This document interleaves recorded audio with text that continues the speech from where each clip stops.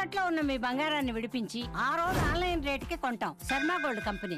నమస్తే, welcome to Suman TV. నేను పద్మిని. ప్రస్తుతంతో పాటు ప్రముఖ ఆధ్యాత్మికవేత్త, వాస్తు జ్యోతిష పండితులు డాక్టర్ నిట్టల ఫణిభాస్కర శర్మ గారు మనతో పాటు ఉన్నారు. మాట్లాడదాం. నమస్కారం అండి. నమస్కారం అండి.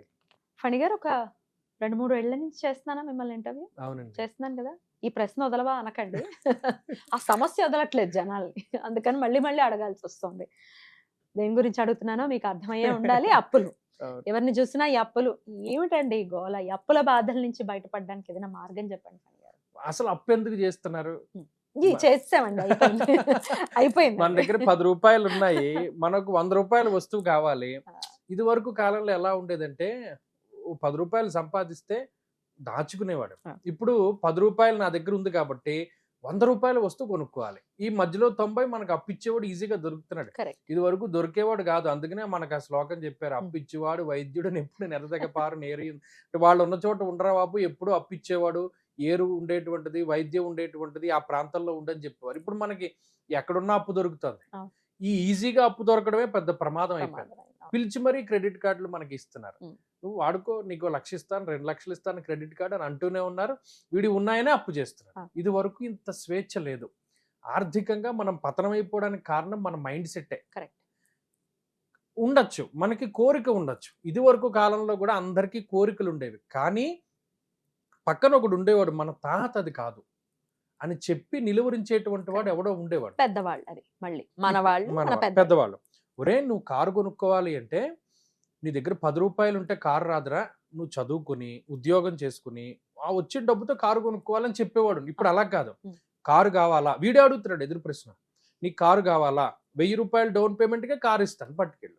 అలా అంటే మన బుద్ధి ఎటువైపు పరిగెడుతుంది? కాబట్టి ఇక్కడ అలాగా మనల్ని, ఇక్కడ బ్యాలెన్స్డ్ మైండ్ సెట్ లేనటువంటి వాడు ఎవడైనా ఈ అప్పుల బాధలో కూరుకుపోతాడు. ఇది ప్రాక్టికల్ గా మీరు చెప్పేది. గ్రహగతుల్లో కూడా ఎగ్జాక్ట్లీ, అస్ట్రాలజికల్ గా కూడా చెప్పండి. చూసుకుంటే ఆస్ట్రాలజికల్ గా కూడా అసలు ఏ విధమైన రుణభారం లేనటువంటి వాళ్ళు అంటూ ఎవరు ఉండరు. వాడికి ఏదో ఒక రుణభారం ఉంటూనే ఉంటుంది. రుణం ఉంటేనే కదా జన్మ తీసుకుంటాం, అది కూడా కరెక్ట్. అది జాతకమే. అయితే ఇప్పుడు చాలా మంది సరే ఇంకా ఏదోటి మీరు అన్నట్టు అయిపోయింది. అయినా గ్రహం చెప్పండి, ఏ గ్రహం ఎక్కువ రోల్ ని ప్లే చేస్తుంది అప్పులకి? శత్రు, రుణ, రోగ బాధలకి కుజుడే ఎక్కువ ప్రాముఖ్యత. అందున కుజుడుకున్న ఫోర్స్ ఎటువంటిది అంటే ఇంకా రెండో ఆలోచన ఉండనివ్వడు. ఆయన వెళ్ళిపోవాలి. సత్వభూ ప్రాకార రోగ వ్రణ సాహస శస్త్రాగ్ని సందర్శనోత్పాటన భ్రాతృకారకుడు కుజుడు. ఆయనే అన్ని రోగాలకి కారకుడు, రుణాలకి కారకుడు. శత్రువులపైన విజయం కావాలి అన్నా, శత్రువులను మనం నాశనం చేయాలి అన్నా, వాడి చేతిలో మనం పోవాలి అన్నా అన్నిటికీ కుజుడే కారకుడు.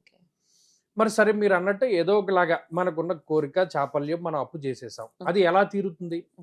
అది చాలా పెద్ద ప్రశ్న. దీనికి దైవ బలాన్ని మనం అడుగుతున్నాం. నిజంగా అసలు చాలా పెద్ద తప్పు ఏంటి అంటే మనం తప్పు చేసేసి భగవంతుడిని సహాయం చేయమంటమే చాలా తప్పు.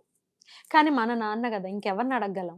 మరి మీరు ఎగ్జామ్ రాయాలి, నాకేం చదువు రాలేదండి నాన్నగారు, నేను ఈ పరీక్ష రాయాలి, మీరు నాకేమైనా సాయం చేయండి అంటే ఆయన ఏమైనా చేయగలుగుతాడా? సరే, కానీ మనం మానవులం కదా, తప్పు చేయడం సహజం కాబట్టి ఎక్కువ మంగళవారాలు పాటించాలి. ఈ మంగళవారానికి ఉన్నటువంటి శక్తి ఏంటి అంటే మారు కోరేటువంటి వారం మంగళవారం. మంగళవారం నాడు మనం అప్పు తీర్చామనుకోండి, మళ్ళీ మళ్ళీ మనం తీరుస్తూ ఉంటాం వెంటనే. ఇది 2 రకాలుగా అర్థం చేసుకునే వాళ్ళు ఉన్నారు.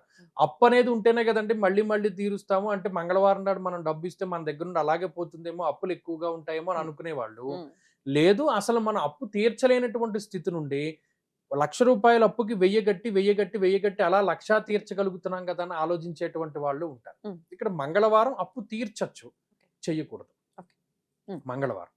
అలాగే మంగళవారం నాడు ప్రత్యేకించి కుజగ్రహ సంబంధమైనటువంటి వారం కాబట్టి ఎర్రటి పళ్ళని దానం చేయాలి. అలాగే గడప గౌరీ వ్రతాలను కూడా మంగళవారం శుక్రవారమే చేస్తారు. మన ఇంట్లోకి లక్ష్మీదేవి రావాలి అంటే మంగళవారం నాడు గడపకి చక్కగా పసుపు రాసి బొట్లు పెట్టి గడప గౌరీ నోవు చేసుకునేటువంటి వారి దగ్గర కూడా డబ్బు నిలుస్తుంది. బయటికి వెళ్ళిపోదాం. ఆమె ఎప్పుడు వెళ్ళిపోతుంది అంటే ఇప్పుడు మనం ఇంటి దగ్గరికి వెళ్ళామనుకోండి, గుమ్మం చూస్తాం. అమ్మవారు కూడా ఏం చేస్తుంది, కిందకు చూస్తుంది. అందంగా లేదనుకోండి గుమ్మం, బయటికి వెళ్ళిపోతుంది. బయట నుండి చూసినప్పుడు అందంగా ఉందనుకోండి, లోపలికి వస్తుంది. అలా. అంతేకాకుండా దీనికి అంటే కొన్ని దేవాలయాలు ఉన్నాయి. ప్రత్యేకించి కాశీ క్షేత్రంలో ఓంకారేశ్వరుడి గుడి దగ్గర చాలా మంది నన్ను అడిగారు, ఈ రుణ విమోచనేశ్వరుడు, ఆయన పేరే రుణ విమోచనేశ్వరుడు ఆయన రుణ విమోచనాన్ని కలగజేస్తాడు. అక్కడ కందిపప్పుతోటి అభిషేకం చేస్తారు శివుడికి. పచ్చి కందిపప్పు కందిపప్పుతోటి చేస్తారు. ఆయన మన అప్పుల బాధని తీర్చగలిగేటువంటి వాడు. అది ఆయన ఓంకారేశ్వరుడి గుడి ఉంటుంది కాశీలో. శివుడు త్రిశూలం మీద కాశీని నిలబెడతాడు. ఒక శూలం మీద ఓంకారేశ్వరుడు, మధ్య దాని మీద విశ్వేశ్వరుడు, చివరి దాని మీద కేదారేశ్వరుడు. ఈ మొదటి దాని దగ్గర ఈ రుణమోచనేశ్వరుడు ఉంటారు. అలాగే ఉజ్జయిని క్షేత్రంలో కూడా రుణమోచనేశ్వరుడు ఉంటారు. ఈ 2 క్షేత్రాల్లోనూ అభిషేకం చేసుకున్నటువంటి వారు లేదా ఆయన్ని దర్శించినటువంటి వారికి కూడా రుణ విమోచనం అనేటువంటిది కలుగుతుంది. లేదు అక్కడికి వెళ్ళలేము. మంగళవారం నాడు రుణ విమోచన అంగారక స్తోత్రం కూడా ఒకటి ఉంటుంది. అదైనా మనం పారాయణ చేసుకుంటూ ఉండొచ్చు. ఎక్కువ మంగళవారానికి ఇవన్నీ రిలేట్ అయి ఉన్నాయి. అంగారకుడికే ఎక్కువ రిలేట్ అయి ఉన్నాయి. అలాగే ఈ అంగారకుడికి అధిష్టాన దైవమైనటువంటి సుబ్రహ్మణ్యుడికే ఎక్కువ ఇవన్నీ రిలేట్ అయి ఉన్నాయి.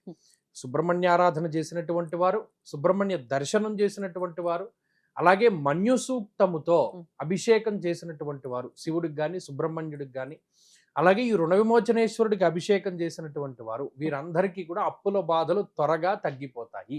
మనకి ఇన్ని అవకాశాలు ఉన్నాయి. ఖచ్చితంగా. అయితే మంగళవారాలు ఉపవాసాదులు చేయటం ఇవి కూడా నియమంగా ఉండటం చాలా గొప్ప.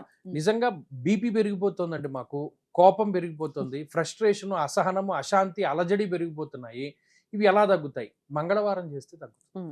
మంగళవారం నాడు ఉదయాస్తమానం మనం ఏం తినకుండా సాయంత్రం పూట నక్షత్ర దర్శనం అయిన తర్వాత భోజనం చేసినటువంటి వారికి ఈ బీపీ తగ్గుతుంది ఫస్ట్. ఖచ్చితంగా. సో ఈ విధంగా అప్పుల బాధల నుంచి ఖచ్చితంగా బయటపడచ్చు అని చెప్తున్నారు. బయటపడాలి.